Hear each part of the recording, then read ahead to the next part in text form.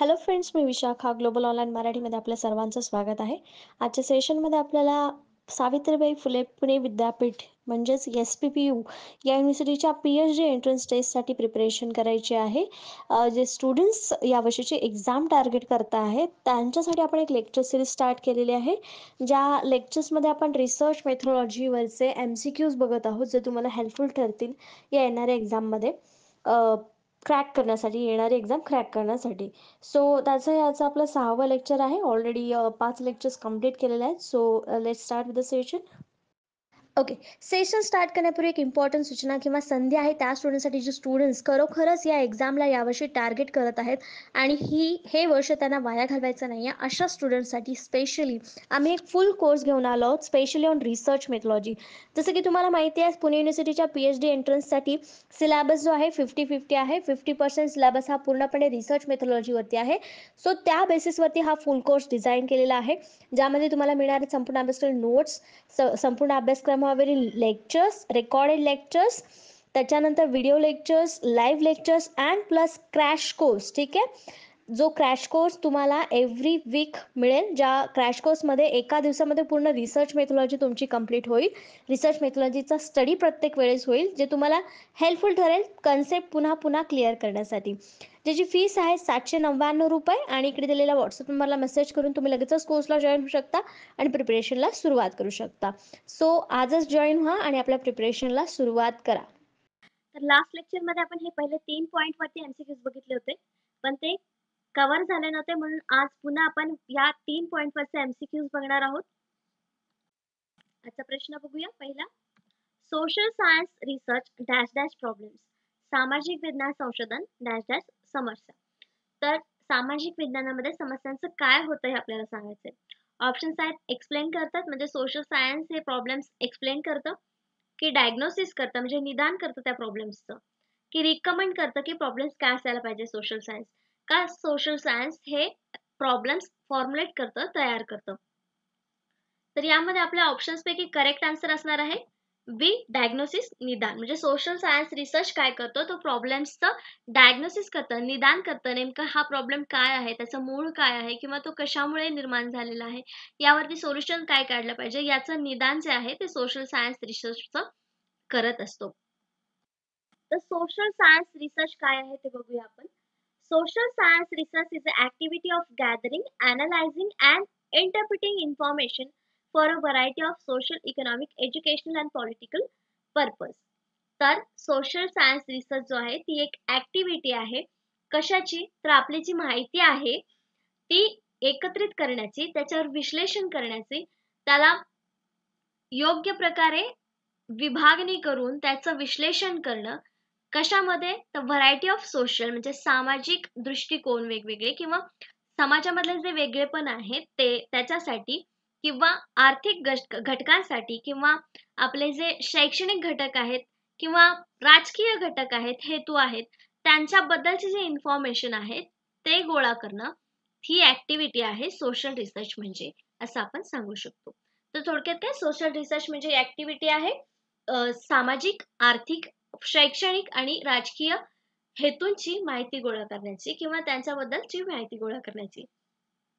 Social science research provides authentic information to the people that are scientifically proven, so that end users can rely upon it. It also helps us to finding the solution to different social problems.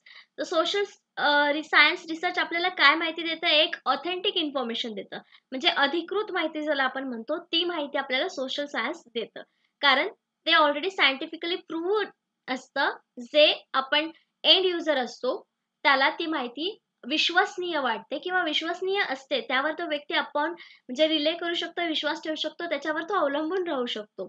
It also helps us to finding the solution in the different social problems. मग हे काय आहे, आपल्याला वेगवेगळे different जे आपले problems आहेत त्याच्यावरती उपाय शोधण्यासाठी देखील उपयोगी येतात हे सोशल सायन्स रिसर्चेस. तर सोशल सायन्स रिसर्च मधलं एखादं एक्झाम्पल असं आहे की आपण जो सेन्सस दरवर्षी दर 10 वर्षांनी होत असतो, जनगणना ज्याला म्हणतो आपण, तो एक सर्वे रिसर्च आहे जो सोशल सायन्स रिसर्च मध्येच येतो. मग त्याचं माहिती काय आहे की लोकांची जनगणना होते, म्हणजे लोक किती रोजगार आहेत, किती शैक्षणिक आहेत, ही सगळी जी माहिती आहे ती त्या सर्वे रिसर्चमध्ये येते आणि मग ती माहिती आपण कुठे वापरतो, तर एखादी योजना काढण्यासाठी किंवा एखाद्या ठिकाणी प्रॉब्लेम निर्माण झाला असेल, सोशल प्रॉब्लेम ज्याला म्हणतो, सामाजिक तंटा किंवा एखादा जातीय दंगली अशा प्रकारचे जे काही प्रॉब्लेम्स होतात त्याच्यावरती उपाय शोधण्यासाठी मग या प्रकारचे सर्वेज जे झालेले आहेत ते आपल्याला उपयोगी ठरतात. मग हे सोशल सायन्स रिसर्च कशासाठी उपयोगी पडतात आपल्याला, की डिफरंट प्रॉब्लेम्स वरती सोल्युशन शोधण्यासाठी. Other distinguishing characteristics of social science research includes, म्हणजे अजून वेगळी वैशिष्ट्ये काय आहेत सोशल सायन्स रिसर्चची, तर collaboration with colleague to gather data and publish research. Research publish करताना याच्यामध्ये आपण कलिग सोबत कोलॅबोरेशन करू शकतो, म्हणजे एकत्रित माहिती दोघं जण एकत्र येऊन डेटा कलेक्ट करू शकतात, कारण ह्याचा सेम डेटा असणार आहे. त्यामुळे दोघं जण एकत्र करून देखील आले, एकत्र येऊन जरी त्याचा डेटा कलेक्ट केला तरी त्याच्यामध्ये काहीही बदल होणार नाही. Reliance upon raw data such as statistics, survey result, observation and interviews. त्याच्यामध्ये आपण रॉ डेटावर देखील विश्वास ठेवू शकतो, म्हणजे सांख्यिकी असो किंवा सर्वे असो, निरीक्षण असो किंवा इंटरव्ह्यू असो, तर या प्रकारच्या गोष्टींवरती देखील आपण अवलंबून राहू शकतो किंवा त्याला आपण विश्वास ठेवू शकतो. हे सोशल सायन्स रिसर्च कॅरेक्टरिस्टिक्स आहे असं आपण म्हणू शकतो. नेक्स्ट क्वेश्चन आहे सेकंड नंबरचा. The method by which a sample is chosen, एक पद्धत ज्यावर नमुना निवडला जातो. तर नमुना निवडीचा हा एक वेगळा प्रश्न आहे जो आपल्या या सेशन मध्ये आलेला आहे, पण आपण घेऊयात हा क्वेश्चन जो आहे की सॅम्पल चूजन करण्याचे सॅम्पलची एक पद्धत कुठली आहे आपल्याला दिलेल्या ऑप्शन्स पैकी. ऑप्शन्स आहेत युनिट, डिझाईन, रचना, रॅन्डम यादृच्छिक सेन्सस म्हणजे जनगणना. त्याचा करेक्ट आन्सर आहे सी, रॅन्डम यादृच्छिक. तर हा एक प्रकार आहे आपला सॅम्पल निवडण्याची एक मेथड आहे. रॅन्डम पद्धतीने आपण सॅम्पल निवडतो. रॅन्डम म्हणजे काय, एकानंतर एक किंवा कोणत्याही सेम व्यक्तींना 10 व्यक्ती समान आहेत त्यातल्या 2, 3, 4 अशा व्यक्ती निवडणार. रॅन्डम व्यक्ती आपण निवडायच्या, म्हणजे ही एक सॅम्पलची मेथड आहे. तर आपला क्वेश्चन होता की कोणत्या सिंपलचा सॅम्पल निवडण्याची पद्धत आहे. तर आपला करेक्ट ऑप्शन आलं होतं सिंपल रॅन्डम सॅम्पलिंग जे आहे, रॅन्डम जी पद्धत आहे ती सॅम्पल निवडण्याची आहे. तर आपल्याला स्क्रीनवर दिसत आहेत 2 प्रकार आहेत, प्रोबॅबिलिटी सॅम्पलिंग आणि नॉन प्रोबॅबिलिटी सॅम्पलिंग. हे सॅम्पलिंगच्याच पद्धती आहेत. तर प्रोबॅबिलिटी सॅम्पलिंग मध्ये सिंपल रॅन्डम सॅम्पलिंग येतं, जे आपल्याला विचारलं होतं ऑप्शन्स मध्ये रॅन्डम सॅम्पलिंग पद्धत, ते आपलं आन्सर आलं होतं. तर ती रॅन्डम सॅम्पलिंग पद्धत काय आहे की it is a subset of statistical population in which each member of the subset has an equal probability of being chosen. याच्यामध्ये प्रत्येक मेंबरला सिलेक्ट होण्याची संधी मिळते किंवा जे सेट केलेले आहेत त्यातून प्रत्येक व्यक्ती म्हणजे सिलेक्ट होऊ शकतो, त्याला चान्सेस भेटतात की तो सिलेक्ट होऊ शकतो सिंपल रॅन्डम सॅम्पलिंग मध्ये. तर प्रोबॅबिलिटी सॅम्पलिंग मध्ये स्ट्रॅटिफाईड random sampling, systematic sampling, cluster sampling and multi stage sampling हे प्रकार पडतात. जेव्हा आपल्याला नेक्स्ट लेक्चर मध्ये हे प्रकार येतील तेव्हा आपण त्याला डिटेल मध्ये समजून घेऊया. पण सध्या सिंपल रॅन्डम सॅम्पलिंग ही एक प्रोबॅबिलिटी सॅम्पलिंग मधली सॅम्पलिंग पद्धत आहे, ज्याच्यामध्ये इक्वल चान्सेस असतात प्रत्येक मेंबरला सॅम्पल म्हणून चूज होण्याचे. नॉन प्रोबॅबिलिटी सॅम्पलिंग मधले कुठले कुठले प्रकार आहेत, purpose sampling, convincing sampling, snowball sampling and quota sampling. तर हे आपल्याला लक्षात राहिलं पाहिजे. 2 मेन टाइप्स आहेत जे आहेत प्रोबॅबिलिटी आणि नॉन प्रोबॅबिलिटी, आणि त्याच्यामध्ये मग हे सब पॉइंट्स किंवा सब टाइप्स असं म्हणू शकतो. नेक्स्ट क्वेश्चन आहे थर्ड नंबरचा. Basic conclusions without any bias and value judgement is dash dash. कोणताही पक्षपात न करता किंवा निष्कर्ष काढणे व मूल्य निर्धारण करणे म्हणजे काय. ऑप्शन्स आहेत ऑब्जेक्टिव्हिटी वस्तुस्थिती, स्पेसिफिसिटी विशिष्टता, व्हॅल्यूज मूल्ये, फॅक्ट्स म्हणजे तथ्ये. तर व्हॅल्यूज तर नसणार आहेत की कन्क्लुजन काढणं आणि जजमेंट करणं, याच्यामध्ये व्हॅल्यूज नाहीयेत, फॅक्ट्स देखील नाहीयेत. मग विशिष्टता किंवा ऑब्जेक्टिव्हिटी मध्ये आपला एक करेक्ट आन्सर असलं पाहिजे. मग कोणताही पक्षपात न करता एखादा निष्कर्ष काढणे किंवा मूल्य निर्धारण करणे म्हणजेच त्याच्यामध्ये एक खरेपणा असणे, वस्तुस्थिती जशीच्या तशी मांडणे. मग इथे आपलं करेक्ट आन्सर काय असणार आहे, ए, ऑब्जेक्टिव्हिटी वस्तुस्थिती. तर basic conclusion without any bias and value judgement is objectivity. ऑब्जेक्टिव्हिटीची थोडक्यात ही एक व्याख्या केलेली आहे की ज्याच्यामध्ये कुठलाही पक्षपात होत नाही आणि निष्कर्ष काढला जातो, मूल्यनिर्धारण केलं जातं पक्षपात न करता, म्हणजे ऑब्जेक्टिव्हिटी. तर ऑब्जेक्टिव्हिटी म्हणजे काय? Objectivity refers to the reality external to the mind as relating to the external objects. म्हणजे जे रियालिटी बाहेर आहे तीच आपल्या डोक्यात असणं किंवा बाहेरच्या गोष्टींशी ती आपण रिलेट करत असतो. Objective research findings are those ones that any other researchers performing in the observation. तर याच्यामधले फाइंडिंग्स काय असतात? जे आपण निरीक्षण केलेलं असतं तेच फाइंडिंग्स असतात. Or the same researcher using different methods कुड ऑल्सो अराइव्ड ॲट. म्हणजे जेव्हा दुसरा रिसर्चर त्याच विषयावरती किंवा त्याच वस्तूवरती रिसर्च होत असेल तेव्हा त्याचाही रिझल्ट सेम येणार आहे, दुसरी पद्धत वापरून देखील. मग हे काय असणार आहे? त्या गोष्टीबद्दलची ऑब्जेक्टिव्हिटी असणार आहे किंवा वस्तुस्थिती असणार आहे. नेक्स्ट क्वेश्चन आहे 4th नंबरचा. Research is classified on the basis of dash dash and methods. संशोधन आणि पद्धतीच्या आधारे वर्गीकृत केले आहे. संशोधन डॅश डॅश आणि पद्धतीच्या आधारे वर्गीकृत केले आहे. तर कशा कशाच्या आधारे संशोधन हे वर्गीकृत केलं जातं हे आपल्याला सांगायचं आहे. त्याच्यामध्ये पद्धती हे एक आपल्याला ऑप्शन दिलेलं आहे, म्हणजे ऑप्शन सी जे आहे आपलं मेथडॉलॉजी ते तिथून कट होणार आहे.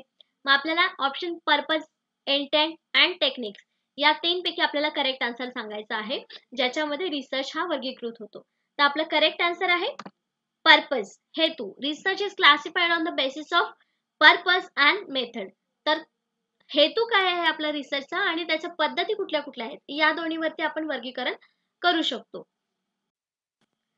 तर पर्पज आणि मेथड्स याद्वारे आपण संशोधनाचं वर्गीकरण करू शकतो, संशोधनाच्या प्रकारांचं वर्गीकरण करू शकतो. Classification of research by purpose research and development research brings new information to the light. Classification जेव्हा करतो आपण रिसर्चचं, जेव्हा पर्पज रिसर्च अँड डेव्हलपमेंटल रिसर्चचं, तेव्हा आपल्याला नवीन इन्फॉर्मेशन आपल्या समोर येत असते, ज्याच्यामध्ये नवीन प्रोडक्ट बद्दल मूल्यांकन होत असतं किंवा त्याच्याबद्दलचा इंटरॅक्शन आपल्याला त्याच्यामध्ये होत असतं. हे या प्रकारचा रिसर्च जो आहे तो एक फॉर्मेटिव्ह असतो. फॉर्मेटिव्ह म्हणजे काय? तर collecting evaluate information about the product, म्हणजे मूल्यांकन करणारी माहिती याच्यामध्ये आपल्याला मिळते. It is being developed with the aim of using such information. याच्यामध्ये काहीतरी एम असतं, म्हणजे हेतू असतो की याच्यामध्ये ही माहिती आपल्याला मिळेल, ते मिळवणं किंवा मॉडिफाय करणं, इम्प्रूव्ह करणं, डेव्हलपमेंट प्रोसेस करणं, म्हणजे विकास घडवून आणणं. या प्रकारची गोष्ट म्हणजे काय? तर फॉर्मेटिव्ह म्हणजे मूल्यांकन करणं, डेव्हलपमेंट किंवा माहिती मिळवण्यामध्ये काहीतरी एम असणं, त्याला मॉडिफाय, इम्प्रूव्ह करून त्याच्यामध्ये विकास घडवून आणणं, ह्याला फॉर्मेटिव्ह म्हणतात. मग हे जे रिसर्च क्लासिफिकेशन करतो आपण, तर ते रिसर्च कसे असतात? आपले फॉर्मेटिव्ह असतात. नेक्स्ट क्वेश्चन आहे 5th नंबरचा. Facts or informations are analyzed and critical evaluation is made in. तथ्य किंवा माहितीचे विश्लेषण केले जाते आणि त्यामध्ये महत्त्वपूर्ण मूल्यांकन केले जाते. कशामध्ये? आपल्याला ऑप्शन्स दिलेले आहेत, त्यापैकी सांगायचं आहे. ऑप्शन्स आहेत सर्वे, सर्वेक्षण, ऍक्शन रिसर्च, कृती संशोधन, अनालिटिकल रिसर्च, विश्लेषणात्मक संशोधन, पायलट स्टडी म्हणजे वरून केलेला अभ्यास. पायलट स्टडी म्हणजे कशाला म्हणतो आपण? की जो वरवर केलेला असतो, केस स्टडीनी वगैरे अभ्यास करतो आणि मग डीपमध्ये त्याला आपण अभ्यास करायला घेतो, तर तो पायलट स्टडी असतो. सर्वे म्हणजे जो आपण सर्वेक्षण करतो. ऍक्शन रिसर्च, कृती संशोधन हा एक आपला प्रकार आहे, संशोधनाचा रिसर्चचा टाईप आहे. अनालिटिकल रिसर्च, विश्लेषणात्मक संशोधन हाही आपला एक संशोधनाचा टाईप आहे. तर यापैकी करेक्ट जे आन्सर आहे ते आहे ऍक्शन रिसर्च, कृती संशोधन. तर यामध्ये काय होतं? Facts and informations are analyse and critical evaluation is made. म्हणजे जे तथ्य आहेत आणि माहिती आहे त्याच्यामध्ये विश्लेषण केलं जातं आणि त्याचं मूल्यांकन केलं जातं ऍक्शन रिसर्च मध्ये. ऍक्शन रिसर्च म्हणजे काय आपल्याला बघायचं आहे. Action research is a method of systematic enquiry that teachers undertake as a researcher of their own practice.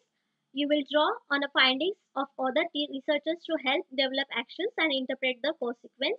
As an action researchers or teacher researchers, you will generate a research. त्याच्यामध्ये काय सांगितलेलं आहे? Action research म्हणजे कृती संशोधन, जे कृतीतून आपल्याला समोर येतं. लास्ट लेक्चरमध्ये बघितलं की ही एक सिस्टमॅटिक एन्क्वायरी, कुठलाही रिसर्च आहे तो एक सिस्टमॅटिक एन्क्वायरीच आहे. तर कृती संशोधन म्हणजे कृतीतून निर्माण झालेला रिसर्च. जेव्हा एखादा प्रोफेशनल व्यक्ती किंवा आपल्या प्रोफेशन मधून एखादी गोष्ट करतोय, कृती करतोय आणि त्याच्यामध्ये त्यांना नवीन इन्फॉर्मेशन मिळते किंवा एखादा शोध लागतोय, तेव्हा तो एक कृती संशोधन म्हणजे ऍक्शन रिसर्च आहे असं आपण म्हणू शकतो. म्हणजे एखादा टीचर जेव्हा स्टुडंट्सच्या भविष्यासाठी किंवा त्यांच्या अभ्यासामध्ये नवीन काहीतरी शोध लावून त्यांना शिकवण्याचा प्रयत्न करतोय, तो एक ऍक्शन रिसर्च असणार आहे. जो काही समोर प्रॉब्लेम दिसतोय तो सॉल्व्ह करण्यासाठी टीचर त्याच्यावरती उपाय शोधणार आहे, म्हणजेच तिथे तो रिसर्च होणार आहे. तो ऍक्शन रिसर्च असणार आहे. तर प्रत्येक इंडिव्हिज्युअल व्यक्तीचा ऍक्शन रिसर्च असणार आहे. इथं आपल्याला उदाहरण दिलेलं आहे की एक स्कूल टीचर आहे एलिमेंटरी स्कूलची, ती तिच्यासाठी किंवा ती स्वतः एका क्लासमध्ये एलिमेंटरी स्कूलमध्ये एक प्रोजेक्ट आपल्या स्टुडंट सोबत तयार करत आहे.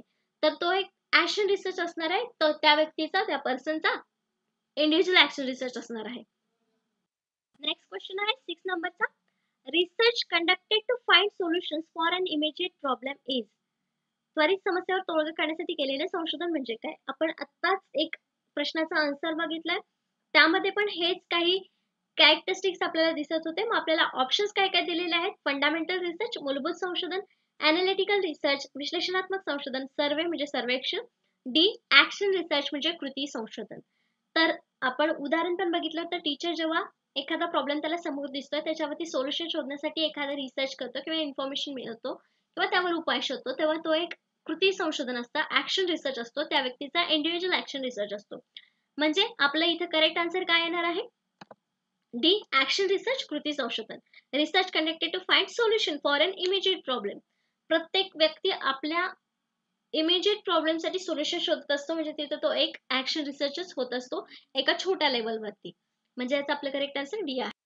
Action research is a philosophy and methodology of research generally applied in a social science. म्हणजे ऍक्शन रिसर्च ही जी एक फिलॉसॉफी आहे ती फिलॉसॉफी अँड मेथोडॉलॉजी आहे, पद्धत आहे, जी सोशल सायन्स म्हणजे सामाजिक विज्ञानामध्ये वापरली जाते. It seeks transformative change through the simultaneous process of taking action and doing research. त्याच्यामध्ये काय चेंज होतात की दोन सायमल्टेनियस म्हणजे एकाच वेळी दोन प्रोसेस चालू असतात. Taking action and doing research म्हणजे जेव्हा आपण ऍक्शन घेत असतो तेव्हाच ती आपोआप दुसऱ्या साईडला रिसर्च तयार होत असतं. Which are link together by critical reflection. म्हणजे जसं की सांगितलं की एका वर्गामध्ये टीचरला एका स्टुडंटमध्ये चॅप्टर रीड करण्यामध्ये प्रॉब्लेम येतोय.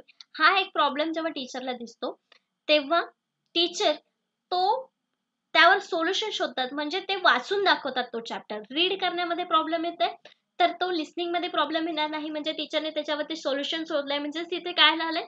ऍक्शन रिसर्च झालेला आहे. ऍक्शन त्याच्यावर टीचरने इमिजिएट घेतलेली आहे. म्हणजे हे एक सिंपल उदाहरण होतं, एक्झाम्पल होतं ऍक्शन रिसर्च कसा असू शकतो त्यावरचं. नेक्स्ट क्वेश्चन आहे 7 नंबरचा. Research through experiment and observation is called. प्रयोग आणि निरीक्षणाद्वारे शोध घेणे हे कशाचं उदाहरण आहे किंवा कुठल्या प्रकारचा रिसर्च आहे आपल्याला सांगायचं आहे. ऑप्शन आहे clinical research, experimental research, laboratory research आणि एम्पिरिकल रिसर्च. तर याच्यामध्ये ऑब्झर्वेशन आहे म्हणजे स्वतः आपण तिथे प्रेझेंट आहेत, आणि एक्सपेरिमेंट पण आहे म्हणजे प्रयोग देखील आहे. मग हा एक अनुभवजन्य संशोधन असणार आहे, कारण स्वतः आपण अनुभव घेणार आहे, स्वतःच प्रयोग करणार आहे, स्वतःच निरीक्षण करणार आहे, निष्कर्ष देखील आपण स्वतःच करणार आहे. म्हणजे करेक्ट आन्सर आहे डी एम्पिरिकल रिसर्च, अनुभवजन्य संशोधन. Empirical research is a research that is based on observation and measurement of phenomena. तर हे मोजमाप आणि निरीक्षण यावर आधारित रिसर्च आहे एम्पिरिकल रिसर्च म्हणजे. As directly experience by the researchers, म्हणजे हे स्वतः अनुभव घेतो रिसर्चर्स, म्हणून ह्याला आपण अनुभवजन्य रिसर्च असं म्हणतो. The data thus gathered may be compared against the theory of the hypothesis, but the results are still based on real life experience. जरी ह्याची थेअरी म्हणजे सिद्धांत किंवा हायपोथेसिस जे म्हणतो, गृहीतक जे म्हणतो, ते आपण जरी मांडले असतील, कम्पेअर केले असतील, डेटा गोळा केलेला असेल त्याच्यावरून, पण त्याचा एक्सपिरियन्स जो आहे तो शेवटी आपल्या सत्य लाईफवरती किंवा रिअल लाईफवरती डिपेंड करत असतो किंवा बेस्ड असतो, त्याच्यावरतीच तो अवलंबून असतो किंवा तसाच आपल्याला अनुभव येत असतो. म्हणून हा एम्पिरिकल रिसर्च आहे, अनुभवजन्य रिसर्च ज्याला आपण म्हणतो. An experiment is conducted by using music website survey on a set of audience who are exposed to happy music and another set who are not listening to music at all, and the subject are then observed. The result derived from such result will give empirical evidence if it does not promote creativity or not. तिथे example दिलेलं आहे त्यांनी, की experiment केलं आहे, की वेबसाईटवरती एक सर्वे केलाय ज्याच्यामध्ये गाणे 2 प्रकारचे लावलेले आहेत. हॅपी म्युझिक आहेत. कोण-कोण या व्यक्तीला गाणे ऐकतंय, कोणते-कोणते सब्जेक्ट्स आहेत जे हे ऑब्झर्व्ह करतंय गाणे, त्याच्यामधले जे रिझल्ट आहेत, कुठले ऐकतायत, कुठले नाही ऐकत आहेत, त्याच्यावरचा जो काही रिझल्ट येणार आहे, तो आपला अनुभवजन्य एव्हिडन्स असणार आहे किंवा अनुभवजन्य रिसर्च असणार आहे. म्हणजेच काय, थोडक्यात जे स्वतः आपण बघणार आहेत, की त्याचा रिझल्ट काय येणार आहे. कुठले लोकं त्या गाण्याला लाईक करत आहेत, कुठल्या लोकांना तो गाणं आवडत नाहीये, फेमस होत नाहीये कारण लोकांना गाणं आवडत नाहीये. हा जो काही रिझल्ट येणार आहे, तो स्वतः आपण अनुभव घेणार आहे. आपण स्वतः सर्व्हे करणार आहे. आपण स्वतः त्याच्यावरती बघणार आहोत. म्हणून हा इम्पेरिकल रिसर्च म्हणजे अनुभवजन्य रिसर्च आहे, संशोधन आहे असं आपण म्हणू शकतो. नेक्स्ट क्वेश्चन आहे 8th नंबरचा. What is the aim of research in education? शिक्षणातील संशोधनाचे उद्दिष्ट काय आहे? ऑप्शन्स आहेत help in personal growth in individuals, एखाद्या व्यक्तीला वैयक्तिक वाढीस मदत करणं. Help the candidate to become an eminent educationalist, उमेदवारास प्रख्यात शिक्षण तज्ञ होण्यास मदत करणे. Increase job opportunities of individuals, व्यक्तीच्या नोकरीच्या संधीमध्ये वाढ करणे. Increase social status of individuals, व्यक्तीच्या सामाजिक स्थितीत वाढ करणे किंवा वाढ होणे. तर मेन उद्दिष्ट याचं काय असायला पाहिजे? एखाद्या व्यक्तीचा व्यक्तिमत्व विकास वाढणे म्हणजे रिसर्चचं एम असावं का? नाही. फक्त व्यक्तिमत्वाचा विकास करणं हे त्याचं उद्दिष्ट असू शकत नाही. मग नोकरीसाठी रिसर्च करणं हे एम असू शकतं का? नाही. हां, सध्याच्या युगामध्ये त्याचं एम हे असू शकतं, पण मेन जे एम आहे रिसर्चचं ते आहे, की त्या उमेदवाराला एक चांगला शिक्षण तज्ञ होण्यास मदत केली पाहिजे. म्हणजे त्याच्यामध्ये जास्तीत जास्त नॉलेज त्याला मिळालं पाहिजे. म्हणजे याचा करेक्ट आन्सर काय आहे आपला? B. Help the candidate to become an eminent educationalist. उमेदवारास प्रख्यात शिक्षण तज्ञ होण्यास मदत करणे हे त्याचं मेन एम आहे रिसर्चचं. हे एज्युकेशनमध्ये आहे. बाकीच्या गोष्टी तर तिथे असतीलच, एम तिथे असतील, पण एज्युकेशन क्षेत्रामध्ये हे त्याचं मेन एम आहे. The primary purpose of educational research is to expand the existing body of knowledge. Exactly the knowledge म्हणजे आपलं जे ज्ञान आहे ते वाढवणं, एक्सपांड करणं हे त्याचं मेन एम आहे एज्युकेशनल रिसर्चमध्ये. By providing solutions to the different problems, म्हणजे प्रत्येक प्रॉब्लेमला सोल्युशन देऊन हे रिसर्च करण्याचं मेन एम आहे नॉलेज वाढवणं. In pedagogy while improving teaching and learning practices, जसं की आपण कम्प्युटरच्या युगामध्ये टीचिंगच्या प्रोसेस आणि लर्निंगच्या प्रोसेसमध्ये प्रॅक्टिसेस करतो आहोत, म्हणजे आपल्या एज्युकेशन रिसर्चमध्ये आपण ज्ञान वाढवतो आहोत. हा मेन पर्पज आहे रिसर्चचा. Educational research also seeks answers to the question bothering on learning motivation, development and classroom management. तर असे वेगवेगळे क्वेश्चन्स आहेत जे आपल्याला एज्युकेशनल रिसर्चमध्ये म्हणजे निर्माण होतात. पण आपण एज्युकेशनमध्ये मेन पर्पज काय आहे तर नॉलेज एक्सपांड करणं किंवा नॉलेज मिळवून देणं. जी कॅन्डिडेट आहे, जी व्यक्ती आहे तिला त्या विषयामध्ये तज्ञ बनवणं. तज्ञ नाही पण त्याच्याबद्दल नॉलेज सगळं निर्माण करून देणं. नेक्स्ट क्वेश्चन आहे 9th नंबरचा. Which of the following best suit for action research? तर ऍक्शन रिसर्चचे पहिले 2 क्वेश्चन आपण बघितलेले आहे. यामध्ये करेक्ट आन्सर आपल्याला आता लगेच मिळालं पाहिजे. ऍक्शन रिसर्चसाठी खालीलपैकी कोणता सर्वोत्तम खटला आहे किंवा बेस्ट आहे या सर्वांमध्ये ऑप्शन्सपैकी? ऑप्शन्स दिलेले आहे. It is an applied research, हे एक लागू संशोधन आहे. It is a quantity research, हे एक सांख्यिक संशोधन आहे. It is a survey research, हे सर्वेक्षण संशोधन आहे. It is a population research, हे लोकसंख्येचे संशोधन आहे. तर याच्यातला करेक्ट आन्सर जे असणार आहे ते असणार आहे A. It is an applied research, हे एक लागू संशोधन आहे. तर हे याचा आन्सर का आलं? ऍक्शन रिसर्च म्हणजे काय आपण बघितलं, जेव्हा व्यक्ती एखादी इमिजिएट प्रॉब्लेमसाठी ऑप्शन शोधते, सोल्युशन शोधते, तेव्हा ते ऍक्शन रिसर्च इथे होतं. म्हणजेच ते लगेच अप्लाय करण्यासारखं रिसर्च असतं. म्हणून हे एक अप्लाइड रिसर्च आहे असं आपण म्हणू शकतो. Applied research refer to the scientific study and research that seeks to solve practical problems. तर अप्लाइड रिसर्च म्हणजे काय, ते प्रॅक्टिकल प्रॉब्लेम सॉल्व करण्यासाठी मदत करतात किंवा ते निर्माण होतात. This type of research can be use in variety of ways. वेगवेगळ्या व्हरायटीज असतात, वेज असतात, त्यामध्ये हे यूज होऊ शकतं. For example, it is use to find solutions to everyday problems. म्हणजे हे जे आपल्या डेली लाईफमध्ये जे प्रॉब्लेम्स असतात त्याच्यावरती सोल्युशन शोधण्यासाठी देखील हे अप्लाइड रिसर्च असू शकतात. Cure illness and develop innovative technologies, जसं की उदाहरण त्यांनी दिलेलं आहे की क्युअर इलनेस म्हणजे आपला आजारीपणाचा एखादा आजार असेल किंवा बरं वाटत नसेल तेव्हा आपण त्याच्यावर काहीतरी उपचार शोधतो, ते अप्लाइड रिसर्च होतं. जेव्हा आपण बघतो की ताप आलेला आहे, अरे मी ही गोळी घेऊन बघतो, मला बरं वाटेल. मग हा आपला अप्लाइड रिसर्च असतो. त्या गोळीने आपल्याला बरं वाटलं म्हणजे आपला निष्कर्ष चांगला निघाला, ही गोळी माझ्यासाठी चांगली आहे ताप जाण्यासाठी. तो आपला अप्लाइड रिसर्च असतात. हे छोटे-छोटे उदाहरणं आहेत जे आपल्याला रिसर्चचे प्रकार समजण्यासाठी उपयोगी येतील. अप्लाइड रिसर्च आहे. अप्लाइड रिसर्चमध्ये कुठला प्रकार येणार आहे मग? कुठला रिसर्च येणार आहे? तर action research. Action research is a applied research. Next question आहे 10th नंबरचा. The following are the features of good research student except. म्हणजे याशिवाय चांगल्या संशोधन विद्यार्थ्यांची वैशिष्ट्ये खालीलपैकी आहेत. चांगले संशोधन जे आहे त्याची वेगवेगळी वैशिष्ट्ये आहेत स्टुडंटसाठी. फक्त एक गोष्ट सोडली तर किंवा एक ऑप्शन सोडलं तर. आपल्याला ऑप्शन दिले आहेत. शुड बी रिप्लिकेबल म्हणजे प्रतिकृती योग्य असावे. Should be systematic and objective, पद्धतशीर आणि उद्दिष्ट असावं त्या रिसर्चचं.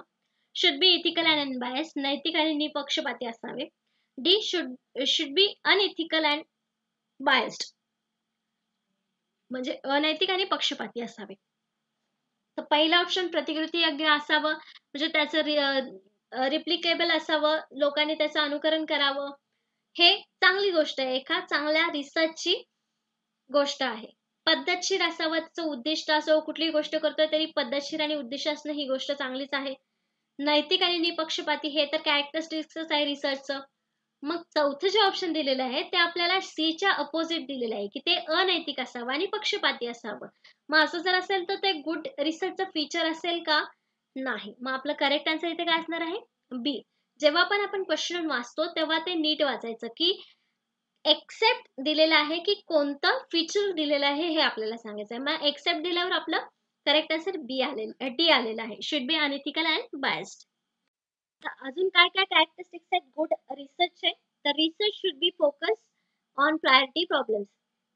तर रिसर्चनी मेन प्रॉब्लेम्सवर फोकस केलेला असावा, म्हणजे त्याच्या इश्यूवरती फोकस केलेला असावा, तेव्हाच त्याचा निष्कर्ष व्यवस्थित निघू शकतो किंवा सोल्युशन्स आपल्याला चांगले मिळू शकतात. The research should be systematic, पद्धतशीर असावा, लॉजिकल असावा म्हणजे तार्किक असावा. Research should be reductive, research should be replicable, research should be generative, research should be an action oriented. हे सगळे जे कॅरेक्टरिस्टिक्स आहेत ते आपल्या गुड रिसर्च आहेत. गुड रिसर्च जर हे सगळे कॅरेक्टरिस्टिक्स एका रिसर्च मध्ये असतील तर तो एक गुड रिसर्च आहे असं आपण मानू शकतो. तर आजचे आपले 10 प्रश्न आणि 10 कन्सेप्ट इथे संपलेले आहेत. आपल्या आजच्या सेशन मध्ये आपण ऍक्शन रिसर्च काय आहेत त्याचे वेगवेगळे पैलू बघितलेले आहेत. नेक्स्ट लेक्चर मध्ये आपण 10 नेक्स्ट क्वेश्चन्स बघणार आहोत, 10 नेक्स्ट कन्सेप्ट बघणार आहोत नेक्स्ट टॉपिक वरती. आजच्या व्हिडिओसाठी, आजच्या सेशनसाठी थँक्यू.